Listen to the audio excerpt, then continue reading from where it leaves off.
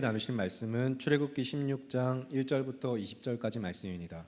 제가 가진 성경으로는 구약성경 106쪽쯤에 있습니다.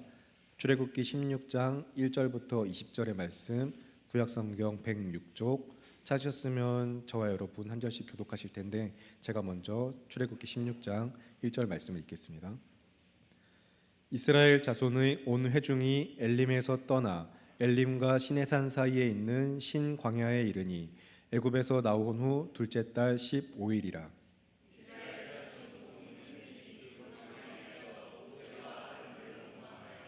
이스라엘 자손이 그들에게 이르되 우리가 애굽 땅에서 고기 가마 곁에 앉아 있던 때와 떡을 배불리 먹던 때에 여호와의 손에 죽었더라면 좋았을 것을 너희가 이 광야로 우리를 인도해 내어 이 온 회중이 줄여 죽게 하는도다.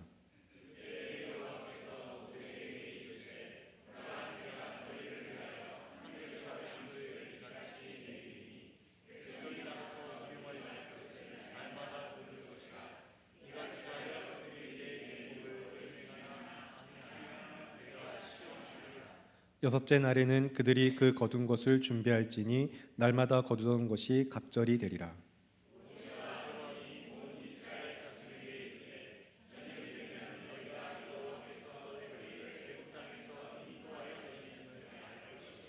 아침에는 너희가 여호와의 영광을 보리니 이는 여호와께서 너희가 자기를 향하여 원망함을 들으셨음이라.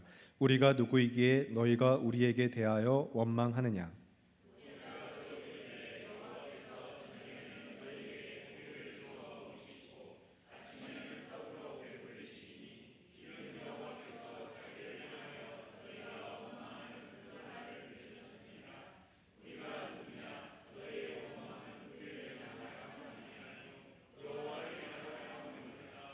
모세가 또 아론에게 이르되 이스라엘 자손의 온 회중에게 말하기를 여호와께 가까이 나아오라. 여호와께서 너희의 원망함을 들으셨느니라 하라.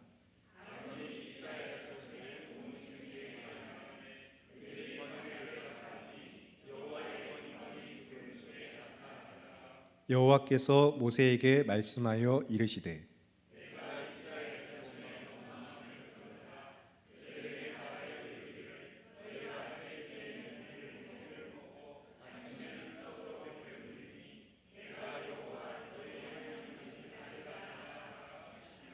저녁에는 메추라기가 와서 진에 덮이고 아침에는 이슬이 진 주위에 있더니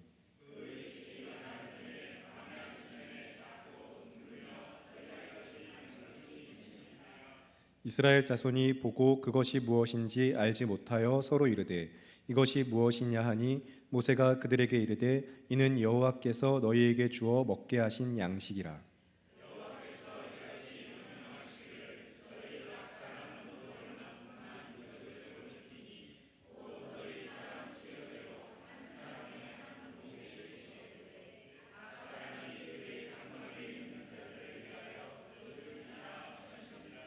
이스라엘 자손이 그같이 하였더니 그 거둔 것이 많기도 하고 적기도 하나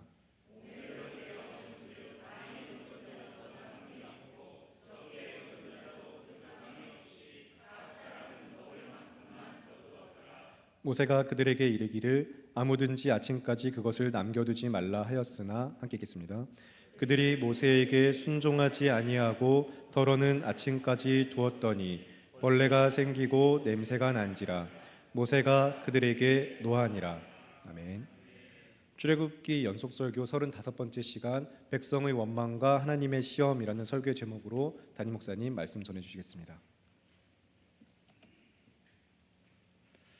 자, 오늘 1절은 이렇게 기록하고 있습니다. 이스라엘 자손의 온 회중이 엘림에서 떠나 이제 엘림에서 시내산에 이르러야 되는데 시내산에 가기 전에 신광야에서 이제 머물러 있는 상황입니다. 자, 그런데 이날이 언제냐? 시내산에 이제 엘림과 시내산에서 이제 나온 후에 둘째 달 15일이라고 기록을 합니다. 다시 말하면 이스라엘이 첫 달 15일이죠. 아비벌 15일 6월절로부터 이제 출애굽하여 나온 지 딱 한 달 되는 시점의 기록이 오늘 말씀입니다. 자, 그렇다면 하나님께서 애굽에서부터 건지신 이스라엘 백성은 이 한 달여 기간 동안 지난 시점에서 이제 하나님을 따라 나섰어요. 건진받고 나서 하나님을 따라 나섰는데 한 달 된 시점에서 어떤 정도의 상태일까요? 2절 3절에 보시면은 백성들은 신광야에서 모세와 아론을 원망하기 시작하였다라는 것을 이제 보여줍니다. 이렇게 말합니다. 3절에 우리가 애굽 땅에서 고기 가마 곁에 앉아 있던 때와 떡을 배불리 먹던 때에 여호와의 손에 죽었더라면 좋았을 것을, 너희가 이 광야로 우리를 인도해 내어 이 온 회중이 줄여 죽게 하는도다. 이렇게 원망을 하고 있어요. 자, 이 말인즉 아무것도 구할 수 없는 말 그대로 광야에서 지금 얘기를 하는 겁니다. 광야에서 음식을 구하지 못하게 되니까, 제대로 먹지 못하는 그런 상황이 앞에 펼쳐져 있으니까 어떻게 합니까? 음식 문제로 굶어 죽을 것을 생각을 하면서 하나님을 원망하기 시작하는 겁니다. 자, 그런데 여러분, 이 부분을 여러분들 잘 생각해 보셔야 됩니다. 하나님께서 백성들을 인도해 가시는데, 쭉 인도해 가시는데 그 길이 광야길이라는 것을 모르셨을까요? 하나님께서 백성들을 인도해 가시는데 아무것도 없는 광야라는 것을 깜빡하시고 백성들을 그냥 강제로 끌고 가셨을까요? 그렇지 않죠. 오히려 하나님께서 광야로 그들을 인도하셨다. 하나님께서 의도적으로 광야로 인도하셨다는 것이 맞습니다. 지난 시간 이 마라의 쓴 물, 도저히 백성들이 먹을 수 없는 이제 쓴 물이 이제 단물로 바뀐 사건도 여러분 한번 생각해 보시기 바랍니다. 사흘이나 마실 물을 구하지 못하였다라고 기록을 하고 있어요. 그런 상황인데 여러분, 그렇게 물도 구하지 못하고 사흘 동안 마실 물을 구하지 못한 것이 과연 하나님과 관련이 없는 상황이었을까요? 그렇지 않다는 것을 우리는 알고 있습니다. 하나님께서는 사흘 동안 물을 구할 수 없는 곳으로 백성을 인도하셨다는 것이 맞아요. 이것이 우리가 성경을 읽을 때 하나님 중심으로 우리가 성경을 보는 겁니다. 하나님께서 백성들을 광야로 인도해 가시는데 물을 구할 수 없는 곳에 의도적으로 지금 데려가신 겁니다. 그러자 어떻습니까? 백성들이 원망하기 시작해요. 그러자 하나님께서는 종려가지 나무를 물에 던지게 해서 쓴물이 단물로 변하여 백성들의 생명을 지켜주셨습니다. 자, 그렇다면 하나님께서 왜 그렇게 하신 것인지 그 의도를 우리가 말씀에서 알 수 있었죠. 지난주 말씀에서도 잘 들으셨었는데요. 우리 15장 26절에 보시면은 뭐라고 기록하고 있는지 우리 15장 26절을 다시 한번 읽어보도록 할까요? 시작. 이르시되 너희가 너희 하나님 나 여호와의 말을 들어 순종하고 내가 보기에 의를 행하며 내 계명에 귀를 기울이며 내 모든 규례를 지키면 내가 애굽 사람에게 내린 모든 질병 중 하나도 너에게 내리지 아니하리니 나는 너희를 치료하는 여호와임이라. 아멘.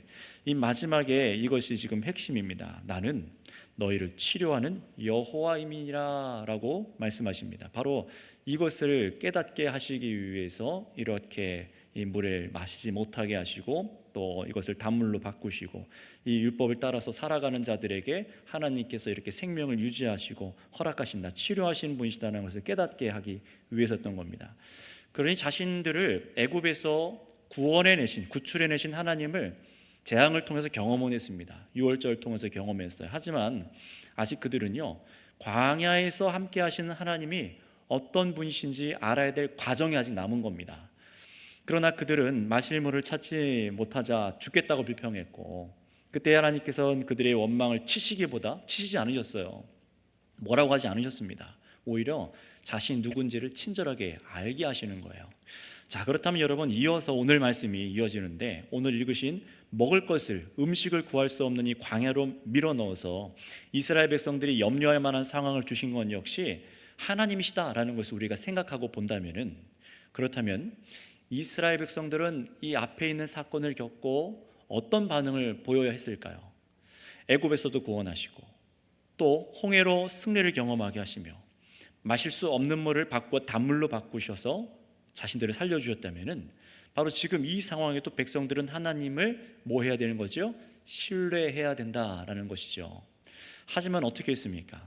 애굽에 종에서 건져낸 지 사실 한 달도 딱 한 달 됐습니다.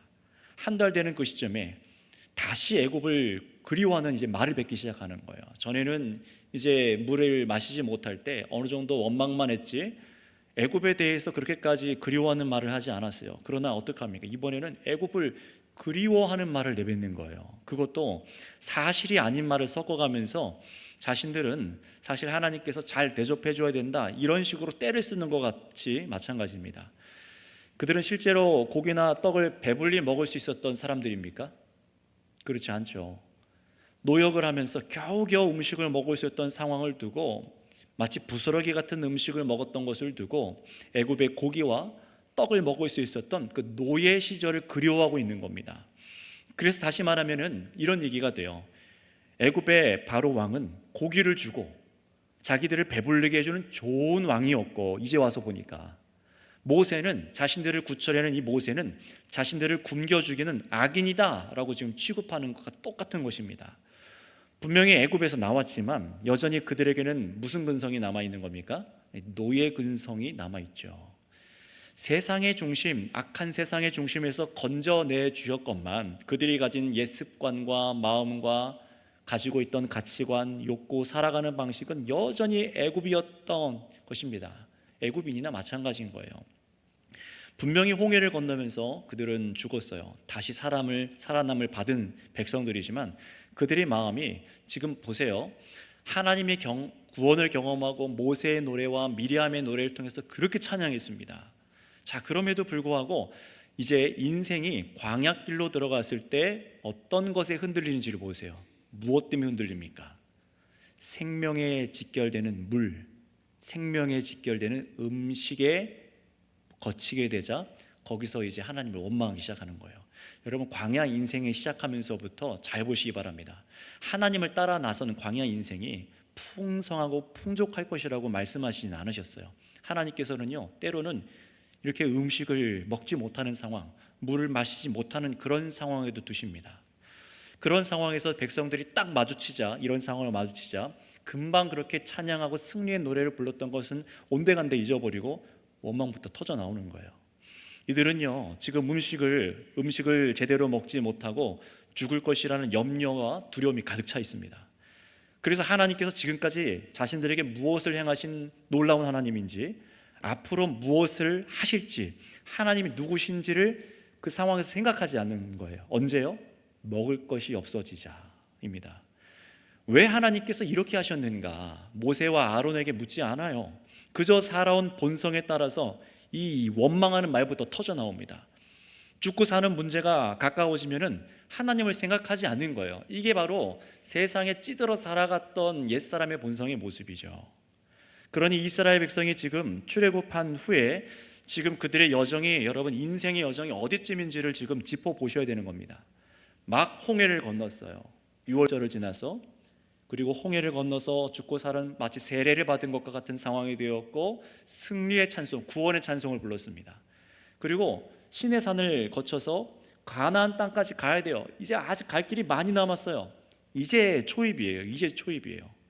그들은 아직 시내산에서 하나님의 율법을 받지도 못했고, 십계명을 받지도 못했고, 이후 광야에서 생활과 가나안 땅에 들어가려면 갈 길이 멉니다. 자, 한번 예를 들어볼게요. 사람들이 예수만 믿기만 하면은 우리 인생이 다 만사형통할 것이다. 행복한 일만 앞으로 일어나고, 내가 이제 예수를 영접하고 세례받았기 때문에 걱정할 일이 하나도 없다라고 생각하지만 정말로 그렇습니까? 그렇지 않습니다. 예수님을 영접한 사람이 거듭나 새 사람이 되었다고 해서 믿음의 여정이 끝난 게 아니죠. 그때부터입니다. 그 후부터는 이 땅의 순례의 길에서 경주를 마치고 하나님 나라에 완전히 우리가 들어가기까지, 그 사람은요 어떻게 됩니까? 성도는요 평생에 걸쳐서 하나님이 누구신지 더욱 알고 배우고 하나님을 사랑하고 신뢰하는 법을 말씀을 통해, 인생을 통해 배웁니다. 말씀을 통해서, 인생 전반을 통해서 하나님의 뜻대로 사는 방법을 배워서 하나님 나라에 속해 살아가는 것을 체질화해가는 거죠. 지금 여러분과 제가 바로 그런 상황 가운데 있습니다. 그런 인생의 광역길을 통과하고 있는 중이에요. 마찬가지입니다. 여기서도요. 이스라엘 백성 역시 애굽에서 구원해내신 하나님을 경험했지만 이들은 아직 하나님을 알지 못하는 백성이나 마찬가지예요. 여러분, 하나님을 정말 언제부터 인격적으로 확 뜨겁게 열망하고 사랑하게 되었습니까? 예수님을 막 믿고 거듭났을 때 그렇게 그때가 더 뜨겁습니까? 신생의 시간 정말 굴곡을 지나서 하나님 말씀을 경험하고 지식적으로 알던 말씀을 깨닫고 나서 하나님을 더 사랑하게 되셨습니까? 후자이죠. 그런 것입니다. 이스라엘 백성들은요, 그 홍해를 건너고 나서 하나님을 경험은 했지만 아직 이분이, 나를 구원하신 분이 어떤 하나님인지, 내가 어떻게 그분을 의지해야 되는지, 그분의 뜻이 무엇인지는 아직 알지 못하는 거예요. 그래서 하나님께서는요, 구원해내신 자신의 백성이 하나님을 알고 경험하고 온전히 신뢰하기를 원하고 계십니다.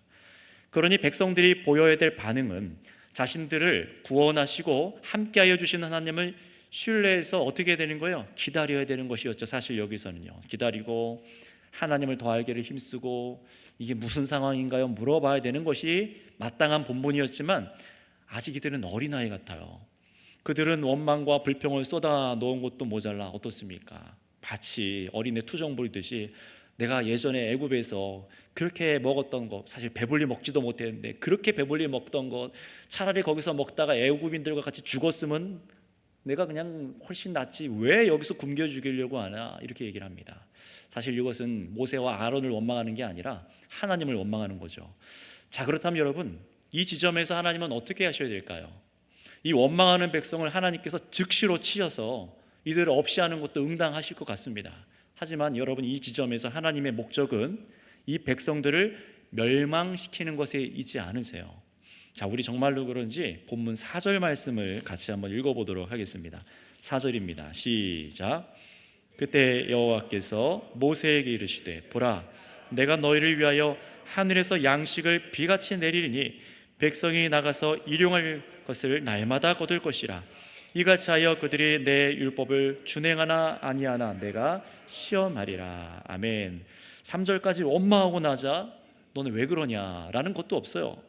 즉시로 4절에 하나님께서 내가 너희에게 이렇게 하겠다라고 음식을 내려줄 것을 약속하시는 거예요. 오히려 어떡합니까? 원망하는 백성 치시기보다 백성을 위해서 하늘에서 비같이 양식을 내려주신다고 말씀하시죠. 은혜를 주시겠다는 거예요. 분명히 하나님께서는 원수들에게 비같이 재앙을 쏟아 내리시는 분이셨지만, 무서운 하나님이셨지만 애굽에서도 그렇게 재앙을 내리셨죠. 하지만 하나님께서 친히 구원하신 백성에겐 도리어 원망함에도 불구하고 백성에게 비같이 풍성한 먹거리를 주셔서 은혜를 내리시는 분이라는 것을 이 백성들이 경험하게 하시는 겁니다. 다시 말하면 출애굽 시작과 함께 이스라엘은요, 광야 학교에 막 입학한 것과 마찬가지예요. 여러분, 유치원에 막 들어간 아이들이 어떻습니까? 원망도 하고 불평도 하고 막 집에 보내달라 떼쓰기도 하죠. 엄마 찾고 몇 날 며칠을 웁니다. 그리고 나중에 포기하죠. 마치 그런 과정인 것 같아요. 광야 학교에 막 입소해서 원망하고 불평합니다. 왜 나를 여기 데려와서 이렇게 힘들게 합니까? 여러분, 근데 바로 그 과정을 통과해야죠. 그걸 통과해야 유치원도 들어가고 초등학교도 들어가고 앞으로 이제 쭉 우리가 계속해서 하나님을 알아갈 수 있는 것도 똑같은 겁니다. 아장아장 막 걷기 시작한 아이에게 아빠가 누구인지 알게 하여 주신 것 같은 그런 상황이에요. 자, 그래서 4절을 잘 보세요. 음식을 약속하십니다. 은혜를 베푸시죠. 그러나 여기서 하나님께서 한 가지 말을 덧붙이십니다. 음식을 매일매일 거두는데, 매일매일 거두게 될 텐데 너희들이 그 일로 그들이 내 율법을 준행하나 아니하나 내가 시험하리라 라고 하나님 말씀하십니다. 하나님께서 백성들의 마음과 그들의 선택을 모르셨을까요? 앞으로 이들이 만나를 주고 나면은 어떻게 행동할지 모르셨을까요? 시험을 꼭 해보셔야 아시는 분입니까? 아니죠. 하나님은 미래의 우리 모든 삶을 다 알고 계십니다. 그럼에도 불구하고 백성을 시험하신다라고 말씀하세요. 정확히는 하나님이 그들을 알아보기 위해서라기보다 백성들 스스로가 하나님을 따라 광야를 거쳐서 가나안 땅을 가려면은 자신들이 하나님을 어떻게 생각하고 어떻게 관계 속에서 살아가야 되는지를 알도록 하는 시험입니다. 그래서 이 시험은요, 하나님을 위한 시험이 아니라 백성들을 위한 시험이에요. 넘어뜨리려는 시험이 아니라 어떤 시험이 있습니까? 우리가 그레이드를 올리죠. 학급을 올리는 것처럼 우리가 성장시키게 하는 시험입니다. 영어 성경에는 이 시험이라는 단어가 여러 가지, 3가지, 많게는 4가지까지 구분이 됩니다. 사탄이 주는 시험, 하나님이 주는 시험, 우리 여러 가지가 나누지만 우리 한글 성경에서는 다 시험하니까 이게 나쁜 것처럼만 보여요. 근데 그런 얘기가 아닙니다. 하나님은요 지금 여기서 백성들에게 자기 주제 파악을 시키고 계신 중인 거예요. 그래서 뭐라고 말씀하십니까? 5절까지 이걸 4절 5절 이어서 보면은 첫날, 일주일의 첫날 일요일부터 시작해서 날마다 일, 월, 화, 수, 목, 금 쭉 음식 만나를 걷게 될 텐데, 이 여섯째 날, 마지막 날이죠. 마지막 날 금요일에는 다음 날 토요일 안식일 것까지 음식을 거둘 수 있도록 2배의 음식을 거둬들이게 하시겠다 말씀을 하십니다. 자, 그렇다면 하나님께서 이 일을 통해서 백성들에게 가르쳐 주려고 하시는 것은 무엇일까요?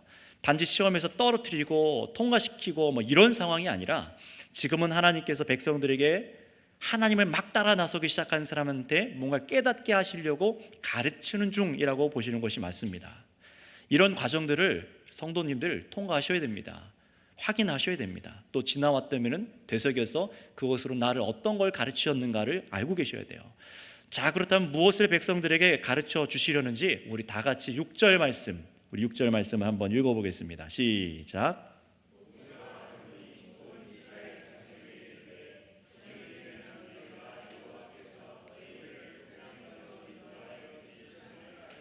아멘. 자, 여기서 첫 번째 목적이 나와요. 이 음식을 비처럼 내려주셔서 날마다 주시는 것은 백성을 죽이려고 출애굽시킨 것이 아니라, 그렇게 이끌고 나오신 것이 아니라는 겁니다. 오히려 하나님께서 내가 너희를 데리고 나와서 광야로 간 것은 오히려 이 일을 통해서 애굽에서, 여호와께서 애굽에서 건져내셔서 구원하신 분이라는 것을 깨닫고 기억하게 만들기 위해서 이 음식으로 시험을 하겠다라고 얘기를 하신 겁니다. 하나님께서는 그래서 여기서 모세를 더욱 강력한 가르침, 모세를 통해서 강력한 가르침을 백성들에게 주시는데요, 우리 7절부터 10절까지 읽어보고 뒤에 조금 더 자세히 설명을 하도록 하겠습니다. 7절부터 10절까지도 같이 읽어보겠습니다. 시작. 아침에는 너희가 여호와의 영광을 보리니 이는 여호와께서 너희가 자기를 향하여 원망함을 들으셨습니다. 우리가 누구이기에 너희가 우리에게 대하여 원망을 하느냐? 모세가 또 이르되 여호와께서 저녁에는 너희에게 고기를 주어 먹이시고 아침에는 떡으로 배불리시리니 이는 여호와께서 자기를 향하여 너희가 원망하는 그 말을 들으셨습니다. 우리가 누구냐? 너희의 원망은 우리를 향하여 함이 아니요 여호와를 향하여 함이로다. 모세가 또 아론에게 이르되 이스라엘 자손의 온 회중에게 말하기를 여호와께 가까이 나오라. 여호와께서 너희의 원망함을 들으셨느니라 하라. 아론이 이스라엘 자손의 온 회중에게 말하며 그들이 광야를 바라보니 여호와의 영광이 구름 속에 나타나더라. 아멘. 자, 이 말씀을 한번 추격해서 설명을 드릴게요. 하나님께서 이 모세를 통하여서 이제 말씀하게 하시는 겁니다. 아침에 하나님의 영광을 너희들이 보리라라고 말해요. 여러분, 아침에 하나님의 영광을 보리라는 말이 어떤 것입니까? 하나님의 영광을 본다는 것은 하나님의 임재함, 하나님께서 임재하여 계신다라는 것을 깨닫게 하는 말이거든요. 물론 여러분, 사람이 하나님의 영광을 직접 보게 되면 어떻게 됩니까? 예, 죽지요. 죄가 있는 사람은 하나님의 영광을 직접 마주할 수 없습니다. 어떤 사람도 그러할 수가 없어요. 죄인은 하나님의 영광을 직접 보면 죽습니다. 그래서 하나님께서는 간접적으로 이 세상 가운데 하나님의 영광을 백성들에게 보이게 하세요. 바로 어떤 것입니까? 아무것도 얻을 수 없는 이 죽을 것 같은 이 광야 속에 음식을 내려주시는 것으로 하나님의 영광을 보여주시는 겁니다. 하나님께서 어디에 임재해 계신다고요? 광야에도 임재해 계신다라는 거예요. 죽을 것 같은 그 광야, 하나님을 따라 나서서 발을 들여 밀은 그 광야에도 하나님께서 지금 임재하셔서 함께하고 계신다, 영광을 보여주시는 거예요. 그래서 만나는 하나님의 영광을 보여주시는 사건이었습니다. 하나님의 영광을 보여주시는 이유는 백성들의 믿음을 위해서예요. 믿음을 가지라는 것입니다. 어떤 믿음입니까? 하나님께서 이 광야에서 우리와 친히 함께 계시고 하나님께서 일용할 양식을 주신다는 것을 믿으라는 겁니다. 죽게 하시지 않는다는 거예요. 또 여러분, 우리가 마지막으로 읽었던 10절 말씀도 한번 보시겠습니까? 10절에 보시면은 이제 구름 얘기가 나와요. 근데 일전에 여러분, 홍해를 백성들이 건너기 전에 백성들을 인도하고 보호했던 것도 구름이었죠. 하나님의 구름 기둥이었습니다. 근데 그 구름을 다시 보는데 이번에는요, 그 구름 속에서 하나님의 영광을 볼 것이다 라고 말씀하세요. 여러분, 무슨 의미입니까? 하나님의 영광을 완전하게 백성들에게 보여주시진 않지만 여전히 바로 그때 애굽 백성들이 뒤에서 막 쫓아오고 앞에는 홍해가 있어서 죽을 것 같은 때에 구름 기둥으로 너희를 보호하시지 않았냐? 바로 그 구름 가운데, 영광 가운데 계신 하나님이 어디에도 계신다는 겁니까? 광야에도 함께 계신다는 거예요. 지금 이것을 계속해서 말하시는 겁니다. 여전히 너희를 지켰던 그 영광의 하나님께서 지금 이 광야 가운데도 너희와 함께 동행하고 계신 것을 믿어라 라고 가르치시는 거예요. 하나님과 함께 걸어가려면, 그 언약을 받아서 가나안 땅까지 가려면 이 신뢰 없이는 가나안 땅을 출발도 할 수 없고 나아갈 수도 없는 것입니다. 그러나 여러분, 이 영광을 광야에서 보게 하신 이유는요, 일종의 또 한 가지 이유가 있는데, 일종의 무엇이냐? 백성에게 주시는 엄중한 경고이기도 해요. 여러분, 이 부분을 잘 아셔야 됩니다. 하나님께서 우리에게 광야 인생길 가운데 동행하고 계시다, 내가 너희를 지키고 있다, 너희의 생명을 책임지고 있다라고 믿음을 주세요. 그러나 백성들이 처음에 신뢰보다 뭘 했었죠? 원망을 했었죠. 이 원망에 대해서 이제 경고를 하시는 거예요.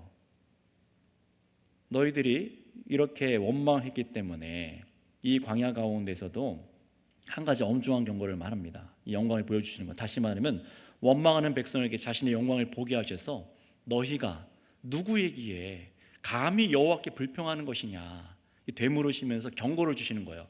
그러니까 이 말은 뭡니까? 앞으로도 이런 일이 오면은 원망하라는 것입니까? 말라는 것입니까? 하지 말라는 거죠. 원망하지 말라는 거예요. 하나님을 따라 나셨습니까? 원망하지 말라는 겁니다. 광야길에 섰습니다. 걷고 있습니다. 원망하지 말라는 거예요. 어느 순간에요? 정말 죽을 것 같은 그 상황에서도요. 그래서 음식을 베푸신다고 영광을 보리라 라고 말하면서도 하나님께서는 원망하는 말을 들었다라고 반복해서 말씀하시는 거예요. 너희들이 그렇게 말했지? 다시는 그러지 마라고 하시는 겁니다. 친절하게 선생님이 가르쳐주는 것처럼 아이를 다독여가면서 가르치시는 거예요. 자, 그런데 여기서 시험이 있습니다. 이 시험은 걸려 넘어지게 하는 시험이 아닙니다. 자, 그들의 원망은 고기와 떡을 배불리 먹는 탐욕적인 원망이었잖아요. 고기를 배불리 먹고 싶다, 떡을 배불리 먹었으면 좋겠다, 그렇게 먹고 차라리 죽었으면 좋았을 것, 이런 얘기잖아요. 그러나 하나님께서는요, 너희들이 원망하기 때문에, 그런 탐심으로 생각했기 때문에 어떻게 한다고 합니까? 음식을 조금만 줄게가 아니라 배불리 먹게 해줄게 라고 하십니다. 그러나 배불리 먹게 해줄게 라고 말하시면서도 제한을 두셨어요. 자, 우리 한번 11절부터 16절까지 어떻게 하셨는지를 한번 읽어보겠습니다. 11절부터 16절입니다. 시작. 여호와께서 모세에게 말씀하여 이르시되 내가 이스라엘 자손의 원망함을 들었노라. 그들에게 말하여 이르기를 너희가 해질 때에는 고기를 먹고 아침에는 떡으로 배부르리니 내가 여호와 너희의 하나님인 줄 알리라 하라 하시니라. 저녁에는 메추리가 와서 진에 덮이고 아침에는 이슬이 진주 위에 있더니 이 이슬은 마른 후에 광야 지면에 작고 둥글며 서리같이 가는 것이 있는지라. 이스라엘 자손이 보고 그것이 무엇인지 알지 못하여 서로 이르되 이것이 무엇이냐 하니 모세가 그들에게 이르되 이는 여호와께서 너희에게 주어 먹게 하신 양식이라. 여호와께서 이같이 명령하시기를 너희 각 사람은 먹을 만큼만 이것을 거둘지니 곧 너희 사람 수효대로 한 사람에 한 오멜씩 거두되 각 사람이 그의 장막에 있는 자들을 위하여 거둘지니라 하셨느니라. 아멘.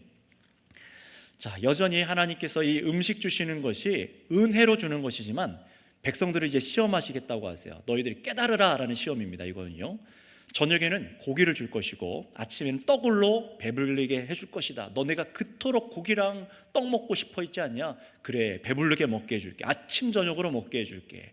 그러나 이것으로 너희가 나를 여호와 하나님인 줄을 알 것이다 라고 말씀합니다. 신기하게 음식이 내리는 것만이 아니라 한 가지 더 있어요.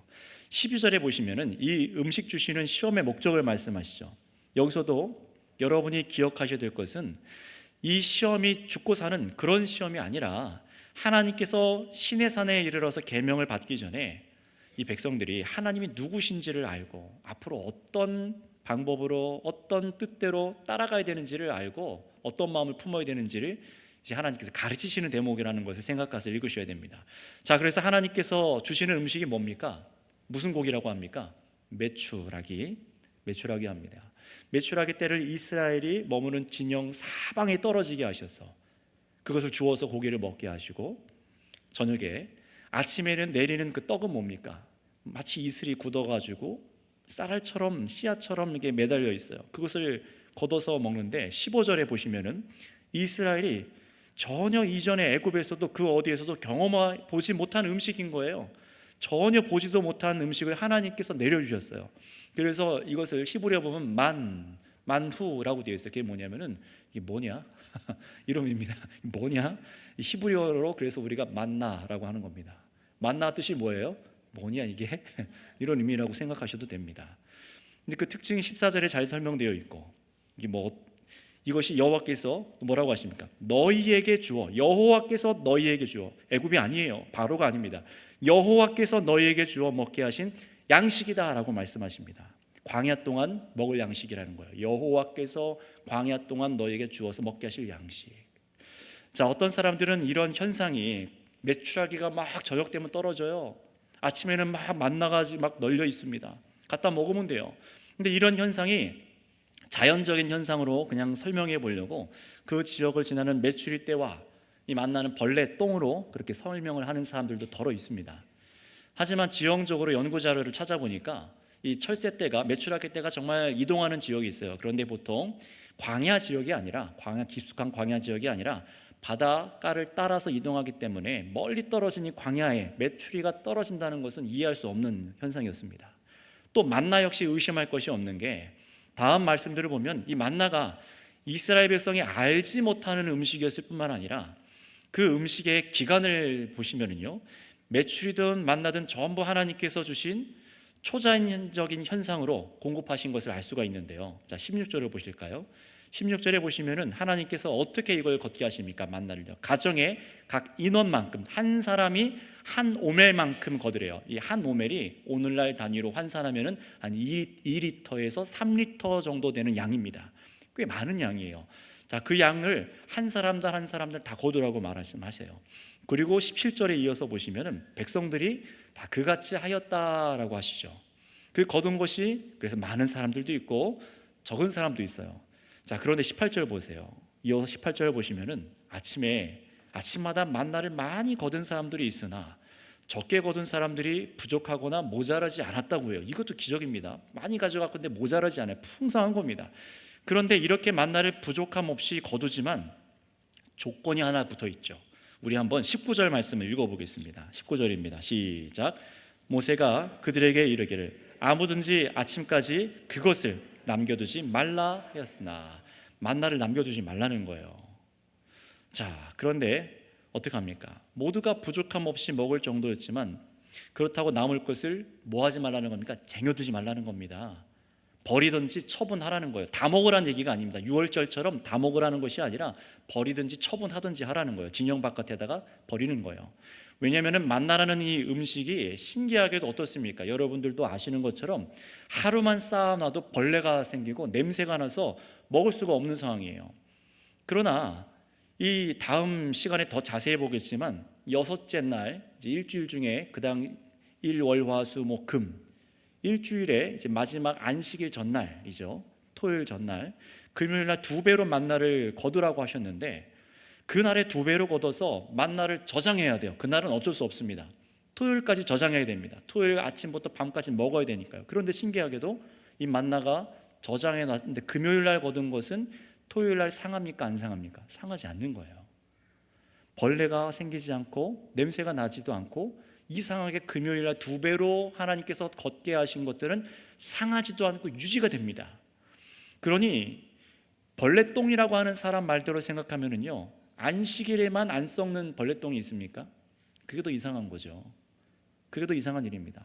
매일매일 썩는데 안식일에는 썩지 않는 벌레똥, 그런 건 없는 겁니다. 하나님의 신적으로 은혜로 내려주신 음식입니다.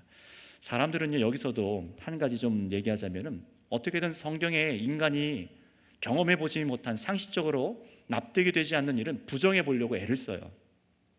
그것이 하나님께서 행하신 일이라 성경이 말씀하고 있어도 믿으려고 하지 않고 신화처럼 여기거나 상징적인 문학 장치로 읽기를 원하고 그렇게 바랍니다. 또 그런 사람을 찾아다니면서 배우려고 해요. 하지만 성도 여러분 이 출애굽기만 해도 어떻습니까? 모세가 이집트의 사륙에서부터 끔찍한 영아 살해에서부터 살아남아서 이집트 공주의 손에 자라잖아요.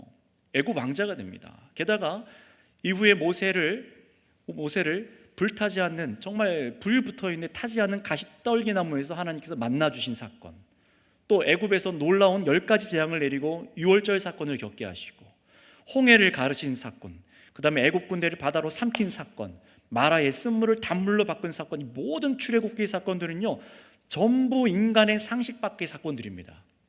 이걸 다 걷어내고 다 상징적으로 받아들이겠다고요? 그런 것이 아닙니다. 여러분, 이 말은요 전부 다 기적적인 일들, 이것은요 기적은 애초에 없었다 그런 것이 아니라 오히려 인간의 상식을 깨고 하나님께서는 그 너머에 일하시는 전능자 하나님께서 인간의 역사 속에서 함께 들어와서 역사하고 일하고 계신다는 것을 보여주시는 거예요. 그걸 사람들한테 깨달으라는 겁니다. 여러분, 그래서 이 만나라는 음식 역시 우리가 마찬가지로 여러분들 보셔야 돼요. 이스라엘이 애굽에서도 먹어보지도 못했고 하늘에서 내리는 여호와께서 주시는 음식을 백성들에게 공급하신 것을 여러분 믿으시기 바랍니다. 하나님께서 주셔서 그들을 살리시는 거예요. 여러분, 그래서 잘 생각해 봤으면 좋겠습니다. 왜 일반적인 음식만 주시면 됐지 만나를 주셨을까요? 메추라기 같이 새 말고 물고기도 막 어디서 막 튀어와가지고 생선도 먹게 해주시면 되지 않겠습니까? 그러지 않고 하늘에서 듣도 보지도 못한 만나를 내리게 하십니다. 그렇게 하나님께서는 세상의 음식을 그냥 주실 수 있음에도 불구하고 하나님께서는요 애굽에서 백성을 구원해내신 여호와께서 지금 아무것도 이 광야 인생에서 기대할 수 없는 이 광야에서도 이스라엘의 생명을 친히 누가 책임지고 계신다는 것을 믿도록 하시는 겁니까?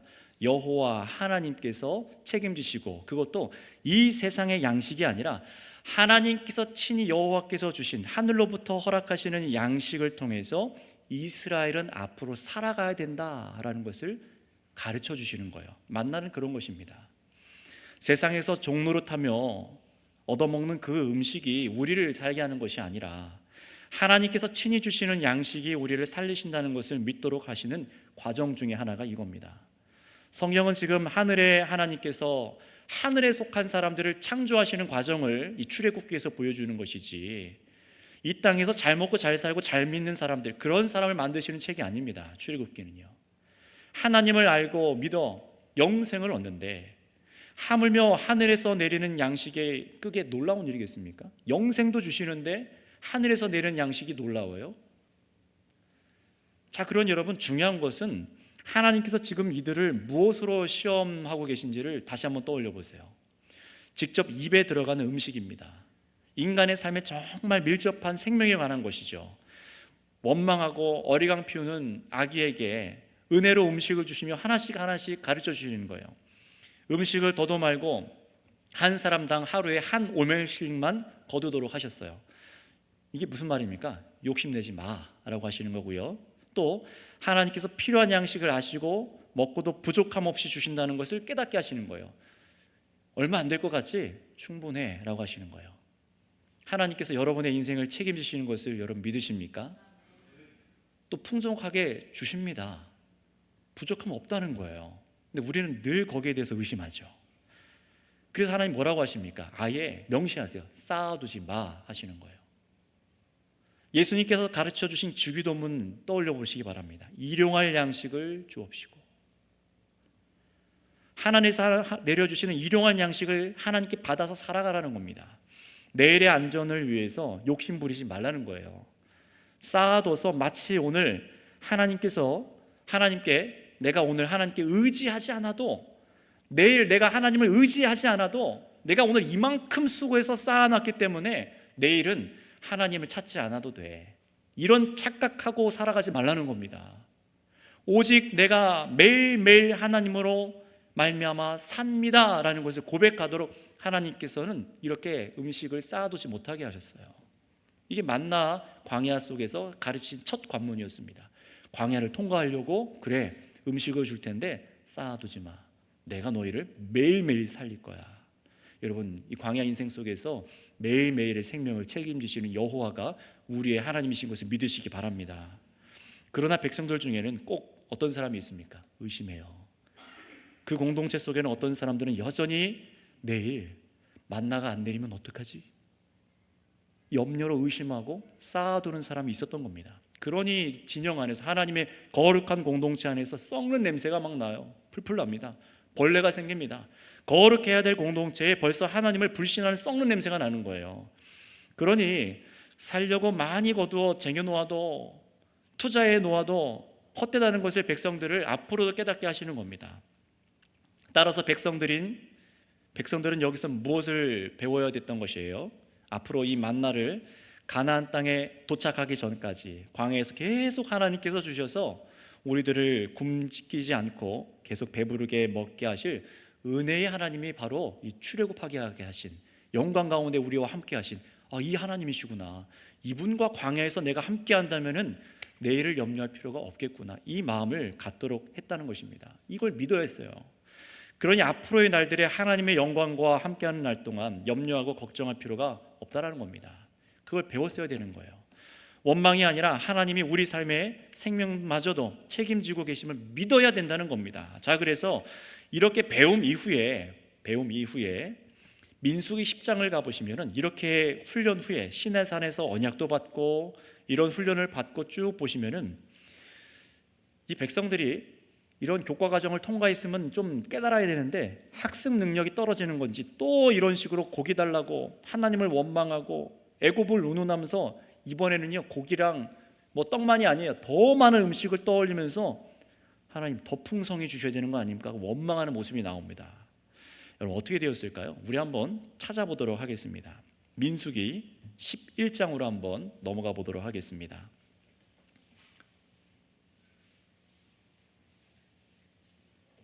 민수기 11장을 쭉 좀 훑어볼게요. 몇 구절을요. 민수기 11장 4절 말씀입니다. 민수기 11장 4절 말씀을 우리 한번 같이 읽어보도록 하겠습니다. 시작. 그들 중에 섞여 사는 다른 인종들이 탐욕을 품음에 이스라엘 자손도 다시 울며 이르되 누가 우리에게 고기를 주어 먹게 하랴. 그리고 이어서 5절. 우리가 애굽에 있을 때에는 값없이 생선과 오이와 참외와 부추와 파와 마늘들을 먹는 것이 생각났거늘. 아이고 엄청 구체적이죠. 뭐 생선도 나오고요, 오이도 나오고 참외, 부추, 파, 마늘, 향신료까지. 그렇죠. 하나님께서 이런 원망을 또 들으셨어요. 더 구체적입니다. 하나님께서 어떻게 응답하셨을까요? 자, 우리 한번 19절, 20절 말씀을 읽어보겠습니다. 19절, 20절입니다. 시작. 하루나 이틀이나 닷새나 열흘이나 20날만 먹을 뿐 아니라 냄새도 싫어하기 전까지 한 달 동안 먹게 하리니 이는 너희가 너희 중에 계시는 여호와를 멸시하고 그 앞에서 울며 이르기를 우리가 어찌하여 애굽에서 나왔던가 함이라 하라. 무슨 말이냐면요, 뭘 달라고? 고기 먹고 싶다고 아주 그냥 냄새나서 먹고 싶지 않을 정도로 한 달 내내 배부르게 엄청 주겠다, 하나님 이러신 얘기예요. 자, 그런데요, 이게 앞에서 출애굽기 우리가 읽었던 그 첫 배움과 똑같으면 안 되겠죠. 어떻게 하시는지 결과 33절을 읽어보겠습니다. 11장 33절 시작. 고기가 아직 이 사이에 있어 씹히기 전에 여호와께서 백성에게 대하여 진노하사 심히 큰 재앙으로 치셨으므로. 아멘. 이번에는요 가만히 안 계세요. 회초리를 드셨습니다. 이 메추라기 고기가 입 안에 들어가서 씹히기 전에 하나님께서 진노하셔서 어떻게 하셨다는 거예요? 이렇게 내려준다고 하면 어떻게 되는 겁니까? 하나님, 우리가 또 이런 범죄를 졌네요. 납작 엎드려야죠. 회개해야죠. 하나님께서 내려주신 만나가 있음에도 불구하고, 그 영광을 있음에도 불구하고 또 원망했습니다 하고 엎드리고 회개해야 되는데, 아이고 주셨군요. 먹는 거예요. 하나님 그 자리에서 치십니다. 씹기도 전에 치십니다. 성장해야 되는 거예요, 백성들은요. 그런데 그 전에, 아직 이 자리에 이르기 전에 하나님께서는 오늘 우리 출애굽기 보시는 거에 이런 상황이 올 수 있으니까 너희들 배워라 라고 하시는 겁니다. 여러분, 백성들과 하나님께서 행하신 일들을 지금 잘 보시기 바랍니다. 우리도 이 말씀을 새겨드려야 되지 않겠습니까?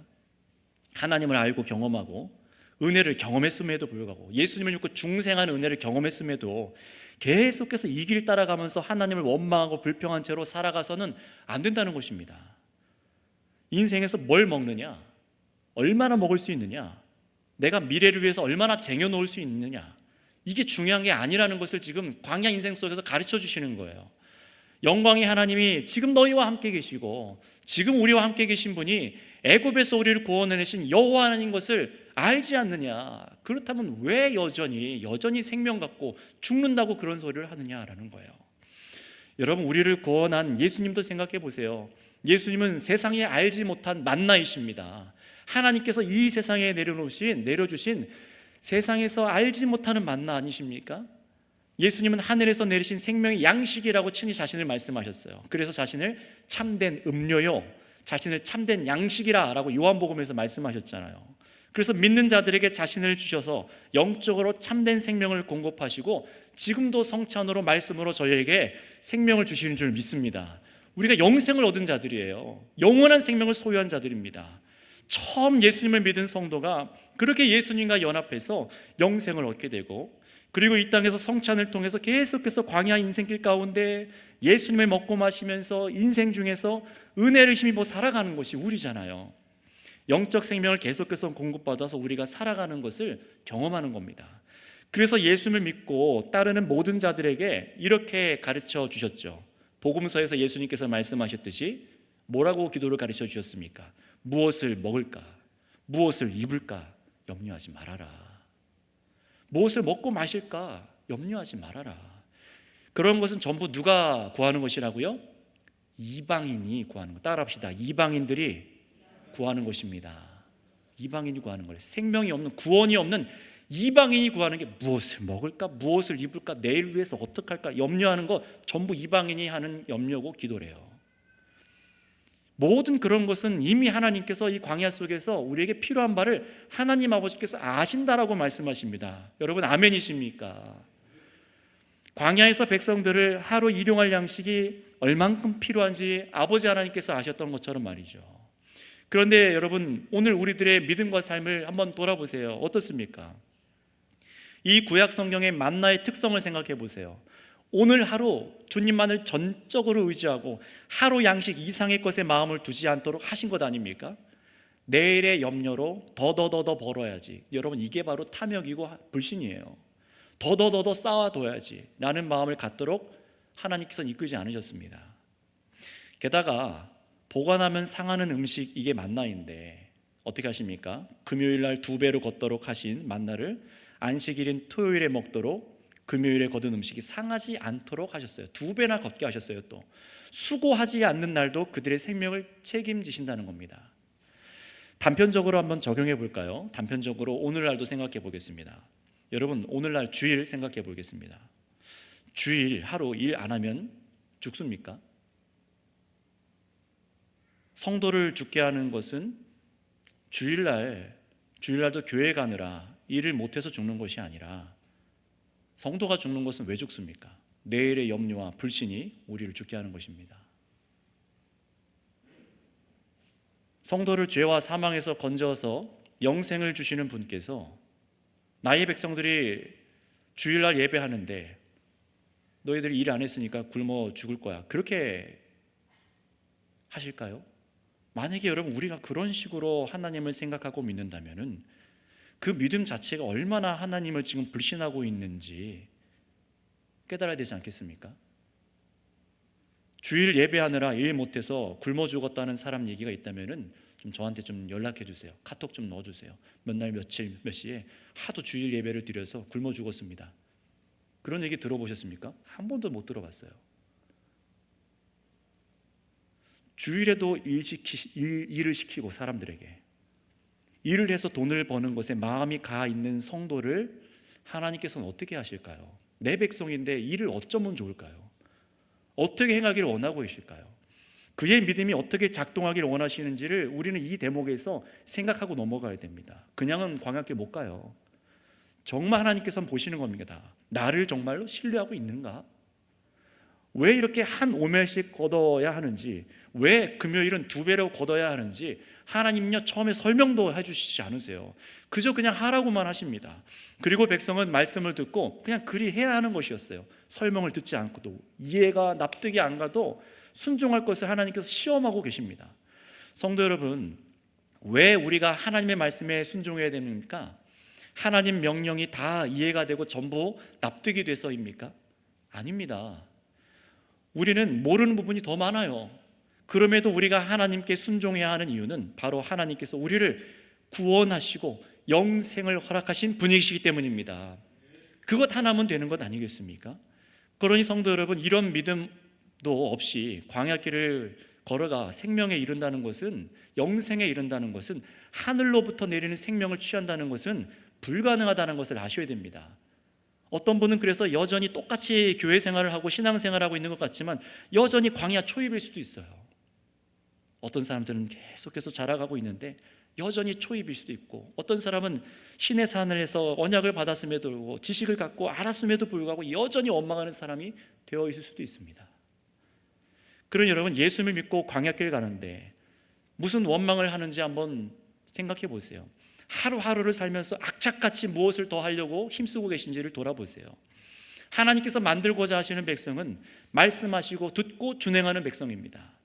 말씀대로 순종해서 복을 얻어 살아가는 백성을 만들고자 하시는 것이지, 조금만 내일의 염려만 와도 세상의 방식을 그리워하고 그렇게 살아도 되는 백성을 만드시지 않는다는 거예요. 그러니 여러분, 오늘 말씀은 그저 백성들의 실패, 불순종, 악한 백성 이렇게 얘기하려는 것이 아니라 백성들을 가르치시는 겁니다. 그렇게 살아가서는 안 된다고요. 믿음을 가지라고요. 이들은 광야에서 처음 하나님의 시험을 경험했습니다. 게다가 여기엔 일부의 순종과 불순종도 함께 섞여 있었어요. 오늘 말씀 이후에는 이제 뒤에 가서 나중에 보시면 시내산에 도달할 때까지 만나를 대하는 법을 그대로 이들이 따라갔던 것을 알 수 있습니다. 그러니 여기서 원망하는 백성임에도 불구하고 그 상황을 하나님께서는 기회로 삼으셔서 백성들을 호의로 대하여 주시기도 했지만 하나님을 알도록 하시는 거예요. 이 훈련으로 매일매일 여호와를 신뢰하는 것을 몸에 배게 하신 것입니다. 자, 여러분, 이제 설교를 마무리하겠습니다. 오늘 이 시험은 결코 만만한 시험이 아닙니다. 먹는 문제예요. 엄청 크죠.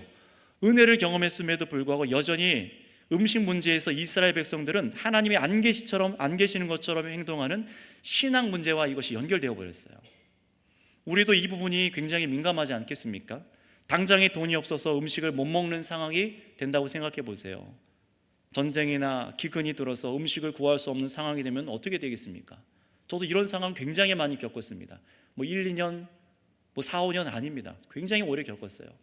학교 준비물이 없어서 어머님이 옆집 아저씨한테 가서 300원, 500원 꼬아오고, 그런 한두 번이 아닙니다.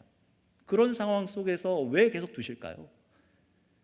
그 순간을 통과해야만 하나님을 의지하더라고요. 그 순간을 통과해야만요. 여러분, 그러니 그런 상황이 오기 전에 어떻게 해야 될까요? 하나님, 나는 그런 거 못 버텨요. 그런 어려운 상황이 오기 전에 좀 많이 좀 주시지요. 그렇게 기도해야 될까요? 성경은 그렇게 하지 말라는 겁니다.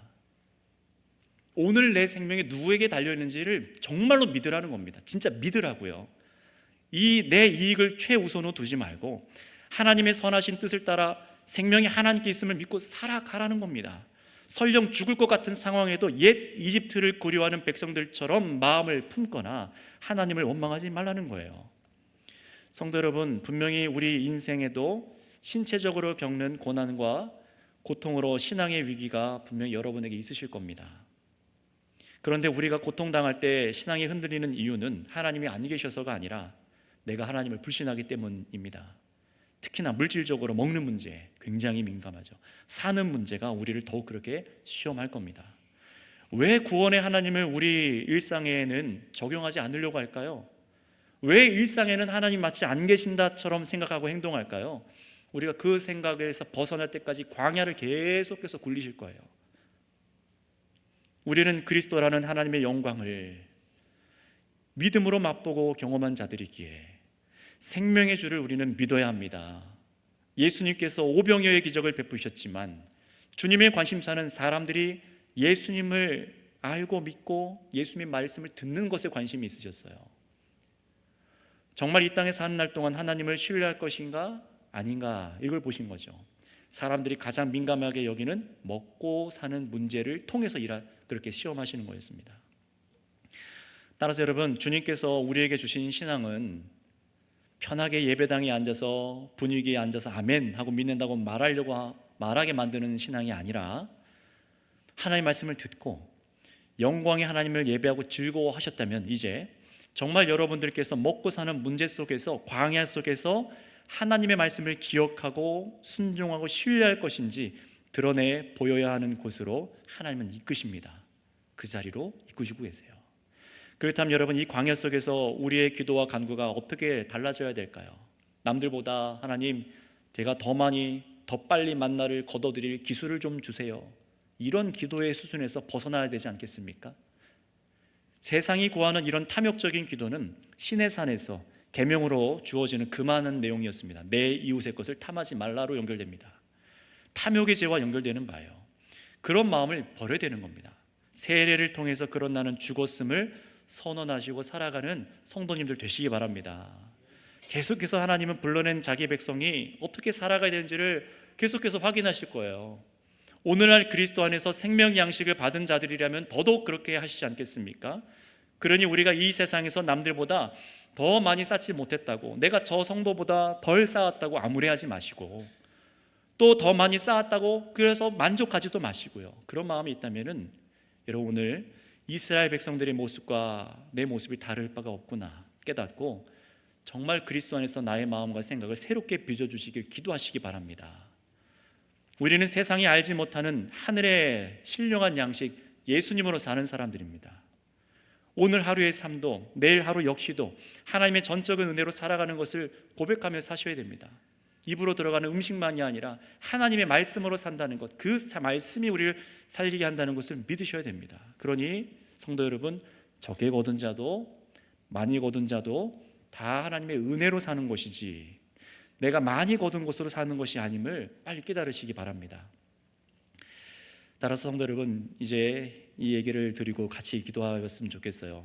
구원하신 하나님과 우리가 살아가는 일상에 먹고 마시는 문제를 떨어뜨려서 생각하지 마시고 이제는 정말로 믿음 가운데 내 삶과 먹는 문제, 이 영생의 문제, 이걸 자꾸 분리하려고 하는 그런 습관이 있다면 하루빨리 하나님의 경고와 이 가르침, 인내로 하나님 저에게 자비를 베푸셔서 이스라엘 백성들을 훈련하셨던 것처럼 저를 훈련해 가시고 깨닫게 하시고 정말 저의 입술을 통해서 원망과 불평이 아니라 하나님을 신뢰하는 백성으로 순종하며 나가게 하여 주시옵소서 하고 오늘 기도하고 주께서 원하시는 대로 나아가셨으면 좋겠습니다. 이 시간 우리 주여 한번 부르고 같이 기도하겠습니다.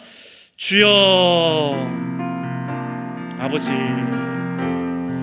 오늘 말씀을 통하여서 참으로 우리들이 어떤 신앙 가운데 있어야 되는지를 보게 하여 주셨습니다. 참 이 문제가 얼마나 우리가 두려워하는 문제인지 아시지요? 당장에 우리가 먹지 못할 때에, 내가 가진 수중에 돈이 한 푼도 없을 때에, 그래서 정말로 남들에게 기대지 않으면 안 될 때, 그런 상황에서 하나님께서는 자신에게 엎드리라 하시고 두려워하지 말라 하시고 주님을 신뢰하도록 가르치셨습니다. 우리 인생을 통하여 그것을 가르치게 하셔서 정말 우리가 하는 일 가운데, 우리가 살아가는 가운데 정말로 하나님께서 우리를 살리시고 계시고 우리의 생명을 책임지고 계시다는 것을 믿도록 하시는 줄 믿습니다. 그러니 아버지, 우리가 먹고 사는 문제로 인하여서 염려와 근심과 두려움으로 하나님 탐욕적으로 살아가는 삶의 방식과 이 세상에서 잘 먹고 잘 사는 자들의 방식을 따라 부러워하거나 그리워하거나 하는 삶을 살아가지 아니하게 하여 주시옵소서. 하나님 아버지, 참으로 정말 그 영광의 가나안 땅에 들어가는 것처럼 하나님, 우리가 믿음을 가지고 나아가기 원합니다. 오늘 이 믿음이 우리 가운데 선명하게 하여 주시옵고 오늘 주의 성도들에게 또 넘치게 하여 주시는 물질과 또 은혜가 있을 텐데, 내가 그것으로 삽니다라고 말하는 것이 아니라 내가 이 많은 물질이 있기 때문에 내일 내가 하나님을 의지하지 않습니다, 그런 교만에 빠지지 아니하도록 하나님 저희들을 긍휼히 여겨 주시옵소서. 불쌍히 여겨 주시옵소서. 하나님 아버지, 오늘 우리들의 기도가 새로워지게 하여 주시옵고 우리가 참 믿음이 어디에 있는지를 하나님 이 땅 가운데서 드러내 보이고 삶에서 증언하고 아버지 앞에 나타낼 수 있는 자들로 서게 하여 주시옵소서. 감사합니다. 이 일을 통하여 일하여 주실 줄 믿습니다. 아버지 하나님 감사합니다. 참으로 광야에서 자신의 영광을 보여주셔서 그들을 먹게 하시고 살게 하신 주님, 이스라엘 백성들이 정말 그 신비하고 독특한 그 인생길 속에서 하나님을 정말 특별하게 경험하였습니다. 오늘 우리에겐 그리스도라는 생명의 영생의 양식을 허락하여 주셔서 저희를 살게 하여 주셨사오니 저희들도 참으로 그들이 고대하고 이스라엘 백성들이 고대했던 영생의 양식 예수님이 우리 안에 계시오니 두려워하지 아니하고 이 땅을 살아가게 하여 주시옵소서. 오늘 내가 다른 사람들에 비해 덜 거두었다고 두려워하고 염려하지 않게 하여 주시고, 내가 다른 사람들보다 많은 수익을 가졌다 하여서 그것을 의지하고 자랑하거나 내일 하나님을 찾지 않는 교만함에 빠지지 아니하도록 주여 저희를 긍휼히 여겨주시고 주께서 기뻐하신 하나님의 백성으로 건강하게 자라갈 수 있도록 저희를 성장케 하여 주시옵소서. 우리에게 이 삶의 이치를 깨닫게 하시고 진리를 따라 나가게 하시는 아버지께 감사하며 예수님의 이름으로 감사하며 기도드렸사옵나이다. 아멘.